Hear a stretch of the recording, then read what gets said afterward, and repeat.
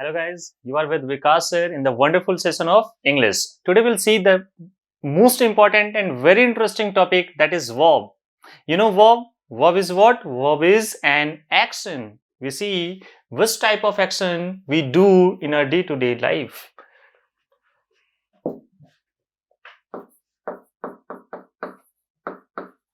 Verb. Guys, there are two parts of verb. Two parts basically. I'm saying like this one because there are two bases. Two bases means what? First one is basic verb and the second one is advanced verb. These are two bases, basic verb and advanced verb. We'll see firstly basic verb. What is basic verb?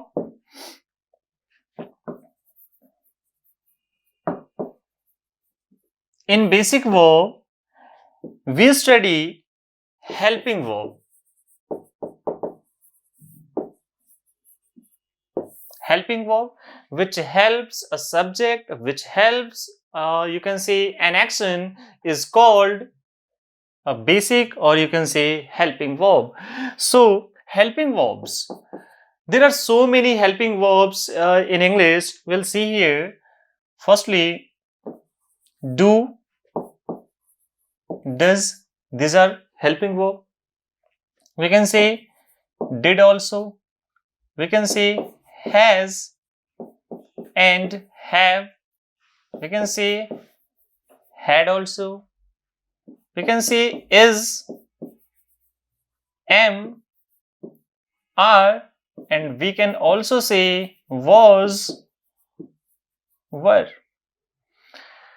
Now we see do, does is basically used for present time, and did, it is used for past time. Again, has have used for present time, and had, yes, very good. You guys are very smart. Good, keep it up. Yes, past time. Again, is, am, are, you know very well. Present time. And this is for good, past time. Say for example, if I write an example, you have to just tell me, I'm talking about present time or past time. I have a car. I'm talking about present time or past time. Yes, we have what? We have this word, have. And have is basically used for present time. It means what? I have a car right now at present time. But if I say I had a car, means what? I have what? Had. And had is basically used for past time. So I can say I used to have a car, but I don't have a car right now. So this is the basic difference between present time and past time. Now move to another point. You can say we have shall and will also. Okay, and can, could, may, might, would, should, must, used to, dare, and need. Guys, these are considered what? These are considered modals, auxiliary verb. So we have seen helping verb. Basically, helping verb and auxiliary verb are both same thing. we can say. And we can say these are modals auxiliary verb, or you can say modals verb also. Okay, now we'll see how basically these verbs are used. We have just seen the use of do, does, did, has, have, had, is, am, are, and was, were. Now we have to see how basically these verbs are used. We can say shall and will. This is basically used for future time. Future time. Say for example, I shall buy a car. It means what? May or may not be I am having a car right now, but it is fixed that I'll buy a car in future time because I have used shall. What is the use of can, could, may, might, would, should, must? I must say here, whenever we use should, ought to, sorry, I have just missed ought to here, okay? No problem. Ought to and must. Should is basically used for general obligation. General obligation, sir, what is this one? General obligation. See, there are three types of obligation: general obligation, legal obligation, or you can say forceful obligation, and moral obligation. Three, which ones? General obligation, moral obligation, legal or forceful obligation. Whenever we have to show any general obligation, we go for what? So, general obligation. And this is for moral obligation. And this is for legal, or you can say forceful obligation. Now we'll see according to examples. If I say you should or you have to come on time, so this is coming on time is not a forceful or legal obligation, but it is a moral obligation. So I must say you ought to come on time. You ought to come on the time of the class. If I say that a person should help the poor, so helping a poor is not a very general obligation or not a forceful obligation, but our morality compels us to help a poor. So this is what a moral obligation. But if I say take this book and you have to just read it out, so this is not a moral obligation, not a legal obligation, but it is a very general obligation that my teacher has just given me a book, so I should study, I should read this one. So this is basically the difference between general obligation, moral obligation. So guys, you tell me, if I say love your country, loving a country is a general obligation, moral obligation, or legal obligation? So we cannot say legal obligation. We cannot say it is a very normal thing. I mean general obligation, but we must say if I am the citizen of this wonderful country, so this is my morality to love this country. So I should say this is what a moral obligation. So if I say you should read this book, I have used here should means what? I am just talking about in a very general sense, that is general obligation. If I say, I am writing examples here. If I say you ought to respect your parents,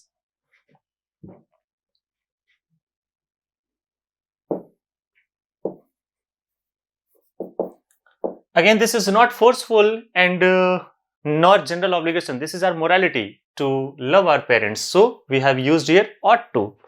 Now you must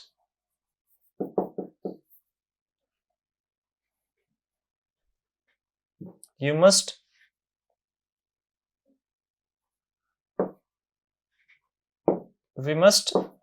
wear helmet while riding. Now you tell me, if you don't wear any helmet, you'll have to pay challan. You'll have to pay fine. So this is what? This is legal obligation and forceful, because it is for our safety. So I have used here must. So this is the use of should, ought to and must. Now we'll see the use of can, could, may and so on. Can and could, may and might. Okay, we can say can and may basically are used for present time. Present time to show what? This is basically used to show power, ability, and this is basically used for showing, it is basically used for asking permission. Asking permission. And now we can say these are basically used for past time. Okay, for the same use. For the same use, we can say could is basically used for power, ability in past time. May is used for asking a permission, or we can say for giving a permission also, but for present time. And the past form of may is might. This is basically used in indirect speech. When we see narration, we'll see what is might. So say for example, if I write I can lift this box, means what? I just want to show my power, that I can lift this box. So can has been used for present time. If I have to use this one in the past time, I must write here I could lift that box or this box. I could lift this box. I could lift this box, but I couldn't. Means what? मैं ये box उठा सकता था, but I couldn't. मैं नहीं उठा पाया. So this is, we can say, the past form of can. Now we'll see may. May is basically used for asking permission, like you have asked in your school days. For example,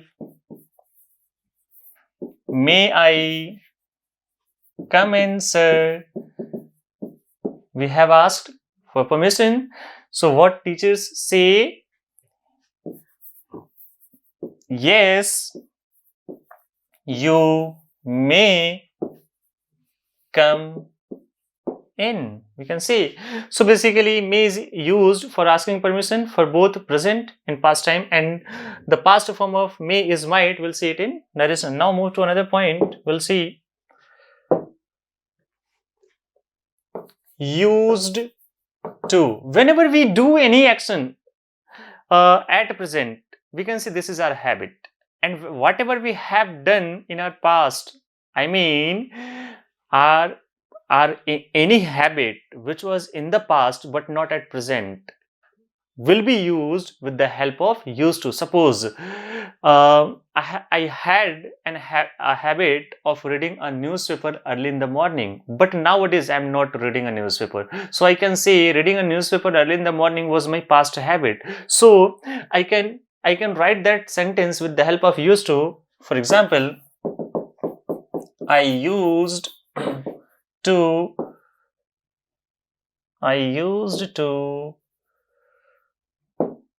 read a newspaper.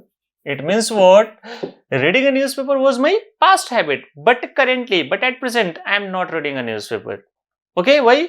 Because this is used only for past, not for present. Okay, I hope you got it.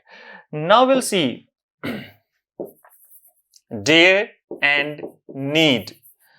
Dare and need basically are used to showing dareness. You know, dareness, that I am very brave, or you can say need, whatever we need. We are in the need of water, we are in the need of food. We can see that.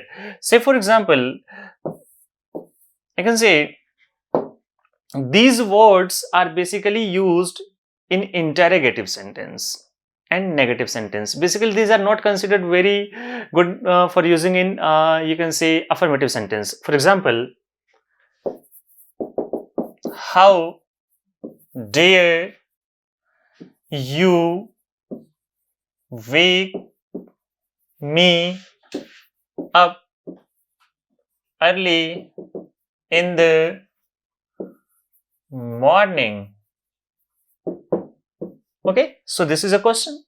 How dare you wake me up early in the morning means what? तुम्हारी हिम्मत कैसे हुई कि मुझे सुबह सुबह जगा दिया? नहीं नहीं, आपको नहीं जगाया. I am just kidding. So how dare you? I have used here dare, and this has been used in a negative sentence. So basically we can say dare and need are used for only negative or interrogative sentence. These can be used for showing dareness, and this is used for any necessity in our life. Now move to another point.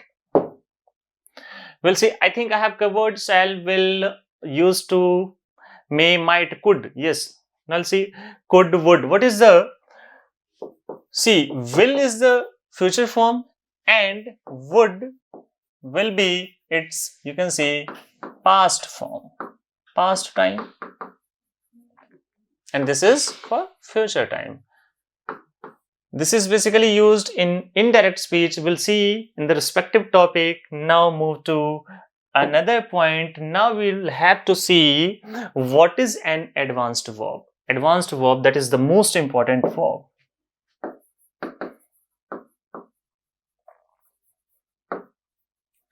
See, in advanced verb, we have to study an action. Basically, action is what? Action is what?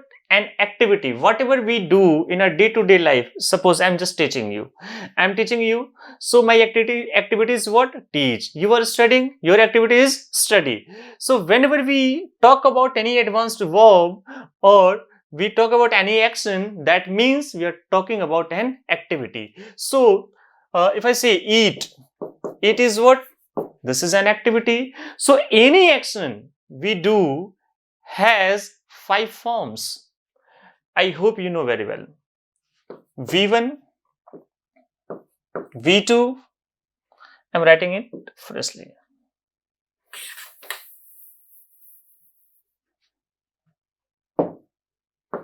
V1, V2, V3, V4 and V5. These are basically 5 forms of a verb. I'm writing here. Eat means, you know, khana, yes. The second form is ate. Third form, sorry, eaten. And the fourth form is always ing form, eating. And the fifth form is always s or es form, eats. I must write here. This is ing form, and this is what? S or es form. So these are 5 forms of a verb. Now we have to study the use of these given verbs. This is very, very easy. We can see we use V1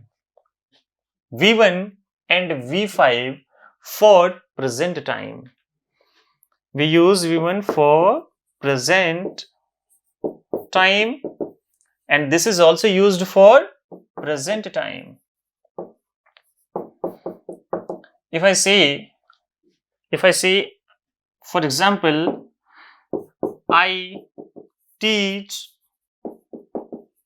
English, I have used here V1, teach, the first form of a verb. It means what? I'm just talking about the present time. If I say, might be possible that Rohit is one of you, maybe. Rohit reads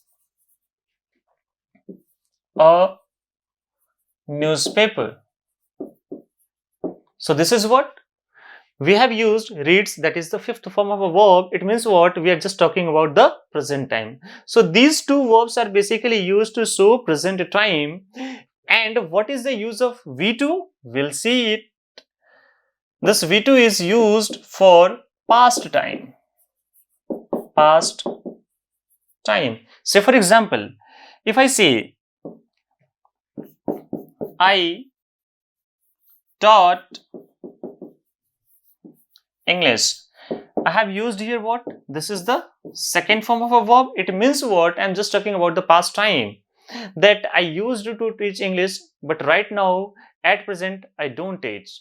So we use second form for past time. What is the use of V3 and V4? See, I'm writing here some note. V3 and V4.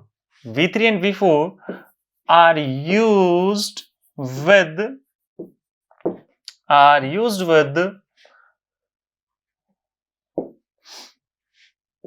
a helping verb. And you know what is helping verb? Say for example, whenever we use V3, it must be used with has, have, and had plus V3. And when we use V4, we use is, am, are, was, were plus V4. Or I can say has, have, had, been plus V4. So wherever we use V3 and V4 must be used with. So we can say if V3 has been used with has and have, it is talking about present time. And if it has been used with had, means what? That is past time. Similarly, is, am, are, so what? Present time, was, were, past time. Has, have, present time, had been, past time. So this is all about the forms of verb. Now we'll see some basic and important questions which are generally asked in your examination. We'll see, whenever we use any verb, a single verb in a single sentence, and after that if another action or another verb comes, what is the structure of that second verb will be? I'm writing here some very important points, that whenever we use let, bid, behold, see, watch, hear, help, and make. Whenever we use these verbs, and after that if we use any another verb, the structure of the verb will be simply the first form of a verb. We can say we are not allowed to use 2 plus V1, which we generally do. This is totally wrong. Say for example, shall help you to improve your English. Now you'll see I have used here what? Help. And the another verb is what? Improve. So this is V1, but we know we are not allowed to use 2. So the sentence is totally wrong. We must remove 2 from here. So the right answer is I shall help you improve your English. These are very important, and these have been asked in your examination. So this is all about, guys, verb, and I hope you have just got each and everything whatever I have just taught you. So I request you to all to revise all these things and keep all these things on your mind, and whatever you have doubts you can just ask me. So keep learning and keep smiling. Thank you.